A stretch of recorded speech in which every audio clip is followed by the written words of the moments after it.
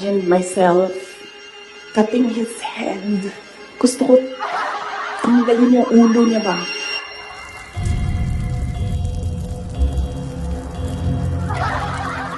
Sa pinakahuling press statement ni Vice President Sara Duterte, nakakabahala ang kanyang mga pahayag. Gusto ko tanggalin yung ulo niya ba? Huhukayin ko yung tatay ninyo. Itatapon ko siya sa West Philippine Sea. Ano ba ang nangyayari kay Inday Sara? Nawawala na ba siya sa katinuan? Imagine myself cutting his hand. Brutal na krimen ang naglalaro sa kanyang utak. Pero kung pagbabasihan ng pahayag ng whistleblower na si Arturo Las Cañas, matagal nang bayolente mag-isip si Inday Sara. Nag-imbento talaga siya ng bagong trademark ng extrajudicial killings in the name of Tukhang. At dito, pinayagan niya si Police Colonel Ronald Batu de la Rosa na i-impose ito sa Davao City. Nung mayor siya ng Davao, libo-libo ang sinasabing ipinapatay niya sa drug war. During the time kay Mayor Sara Duterte na pinairal niya itong Oplan Tukhang, sa Laon Quarry lang po, sa estimation ko lang, meron pong mga more or less 3,000. Ngayon, muling lumalabas ang pagiging bayolente ng ating vice-presidente. Dapat pa ba siyang manungkulan? Unfit siya to hold public office. Not only the vice presidency but any public office. May problema ito psychologically. May history of corruption and abuse of power. Diba?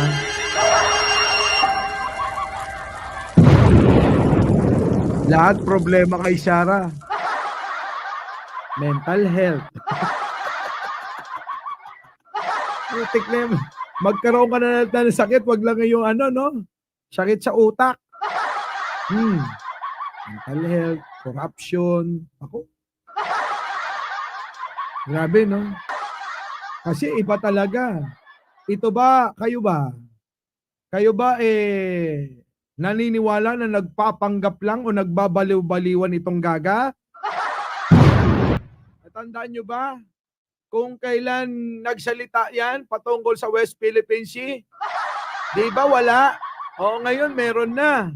Kaso, nabanggit niya West Philippine Sea, palpak pa. Dahil may pagtapon ng bangkay doon sa di niya binabanggit na lugar. Di ba?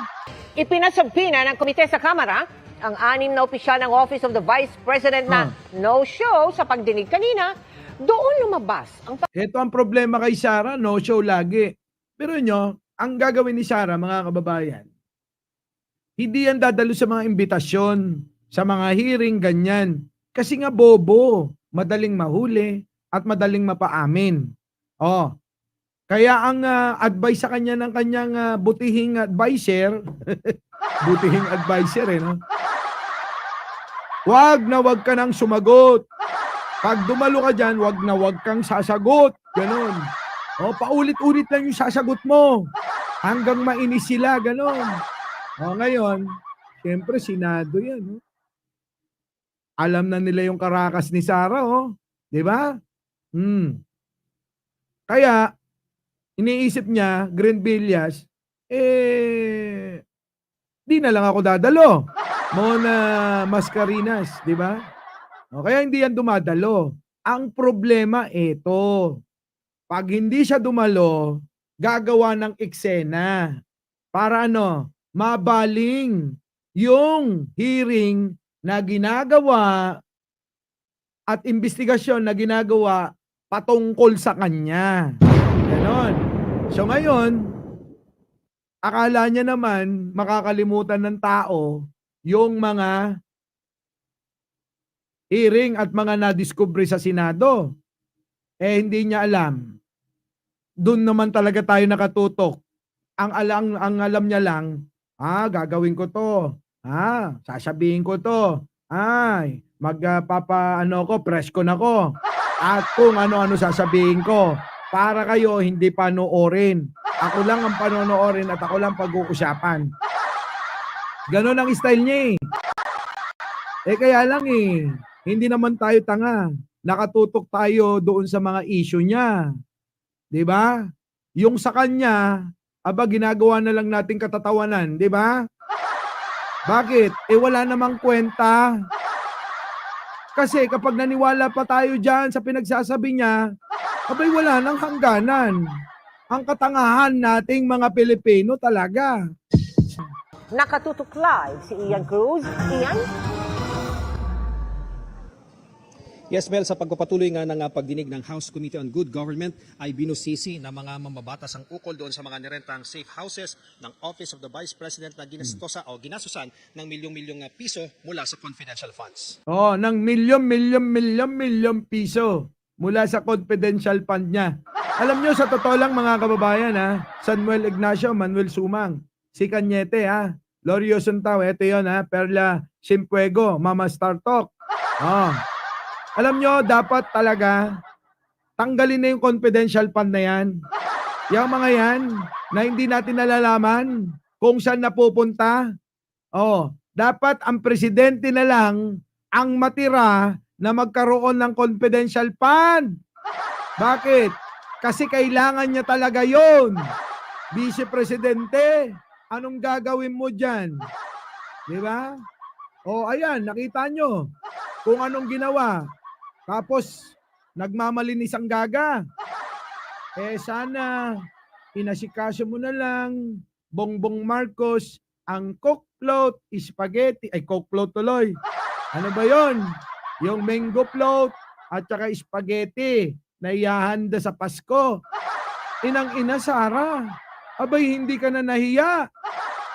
Biruin mo, sabihan mo ang presidente ng ganon.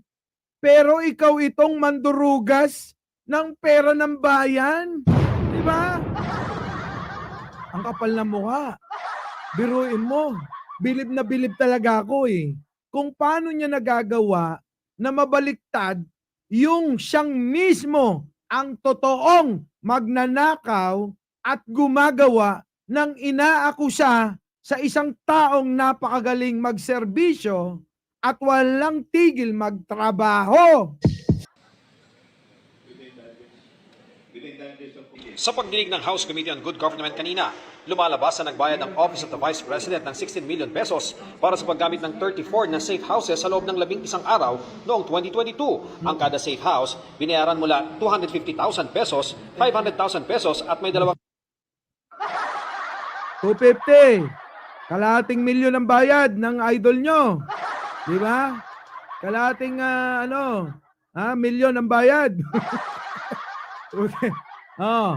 250, 500,000, at ano pa? safe house na binayaran ng tig 1 milyong piso. Alam, may tag 1 milyon pa. Safe house, 1 milyon. Bilang renta para lamang sa 11 araw. Para sa 11 araw, 1 milyon, bayad. Ano yun, Sarah? Safe house ba?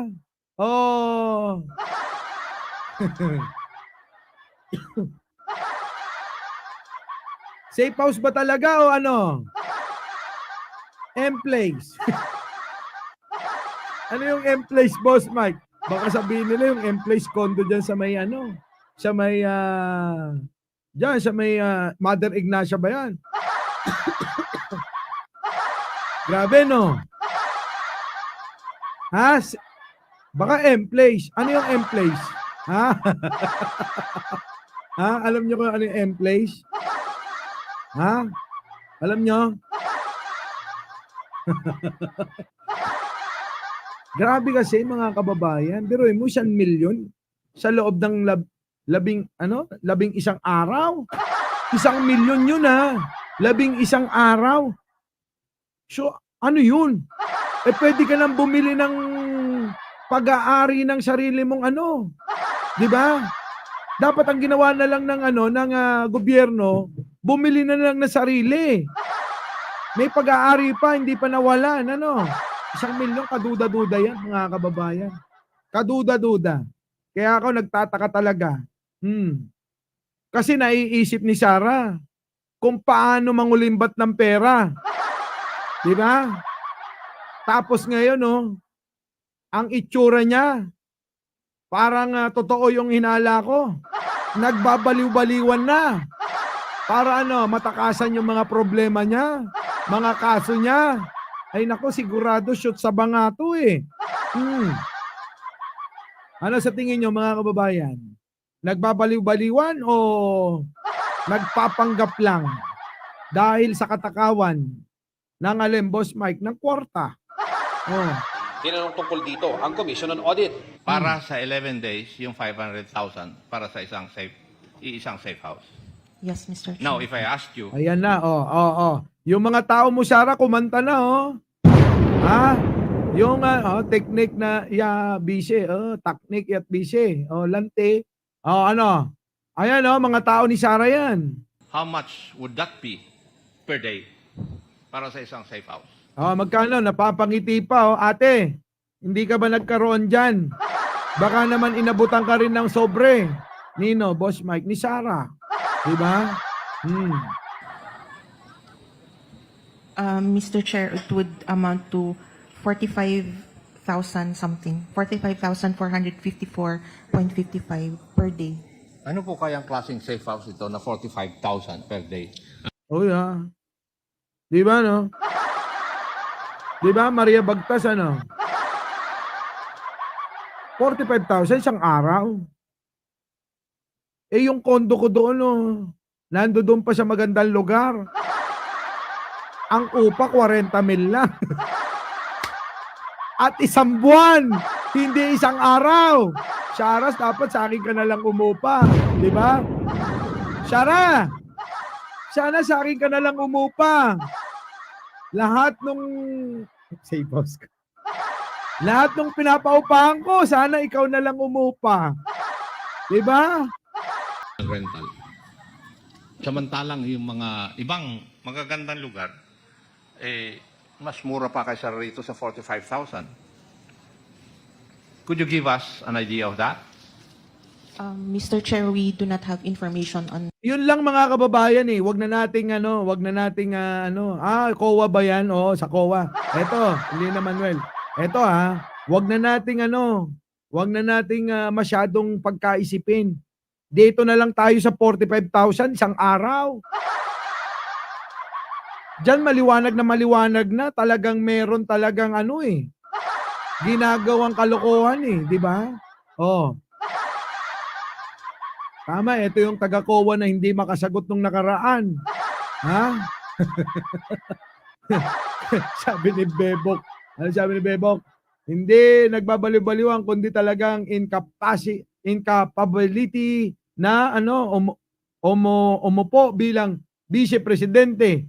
Nagkataon na nag-depresyon. Pumunta muna sa doktor.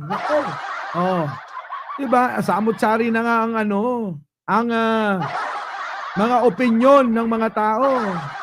Matandang fentanyl, may ubo na si Sarah. Ay, tubo. May tubo. Magkano tubo? Grabe. Tingin ko mga kababayan, maliwanag pa, maniniwala pa tayo. Kung yung safe house, 45,000 a month. Diba?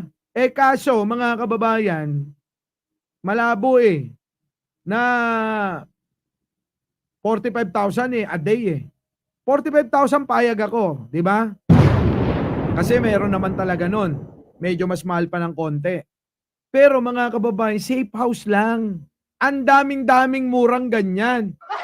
Mas maganda pa nga na pagtaguan yung mga lugar na hindi mo alam na doon nagtatago kung meron kang itatago.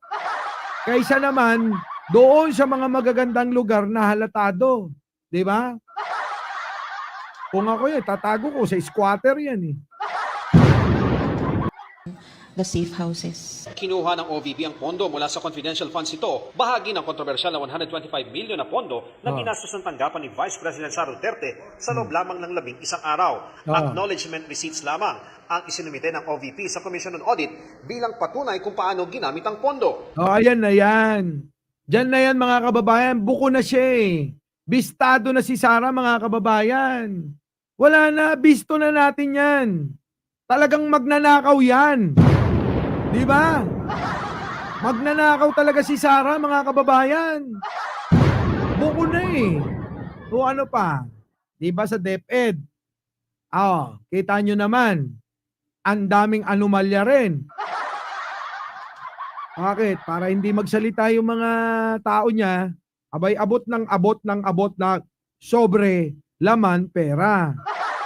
Oh, kita nyo? Oh, so ano ano pa iisipin ng iba? So ano yun, okay lang yun. Okay lang pala magnakaw kung ganon.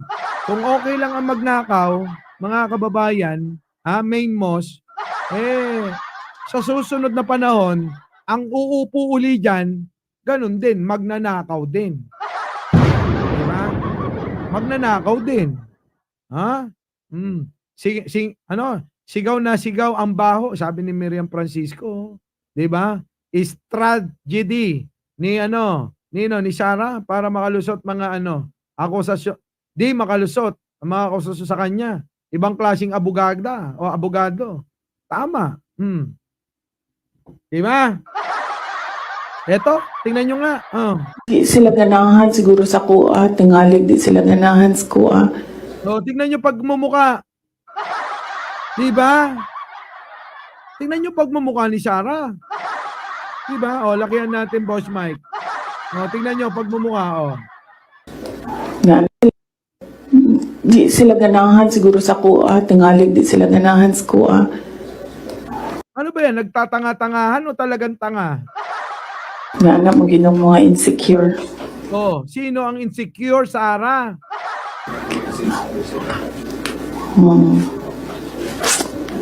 Diba?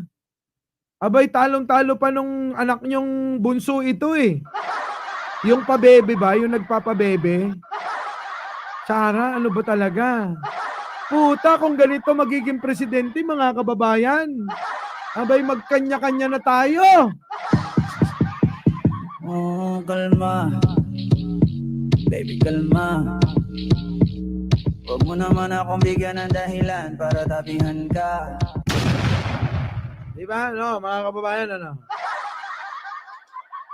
So, ang tagline ng OVP is para sa Diyos, bayan at bawat pamilyang Pilipino. Hindi na po ngayon.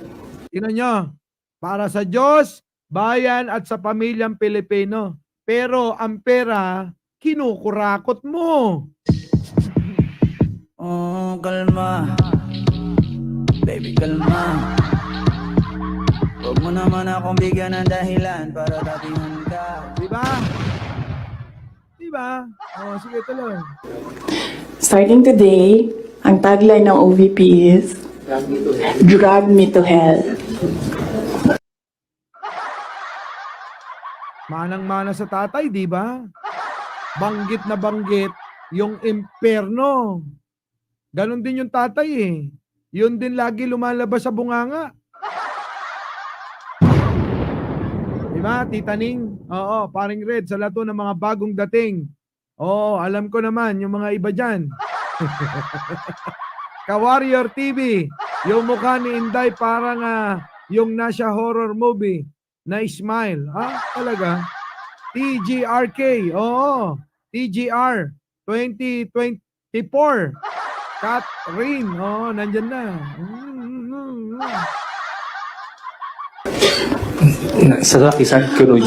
No. Tingnan nyo. Bullshitin ko sila ng bullshitin. Drag me to hell. So I don't take bullshit from anyone. I will not take their bullshit. Bullshit sila. Sila ang bullshit me. Bullshit. Ini-imagine ko, Santa Monica, Argo, pag siya na ang Pangulo, ano mangyayari? Hindi lang sa pondo, kundi yung mga tao na mga magtitiwala rito. Katawa ni Sir Mike. Thank you naman, Josephine Stanford. Opo. Diba? Pag naging Pangulo to, ganito presidente natin, proud ba kayo? Sige nga, Eva Narita. Pag ito presidente, proud kayo? Nagkaroon tayo ng presidenteng tulad nito?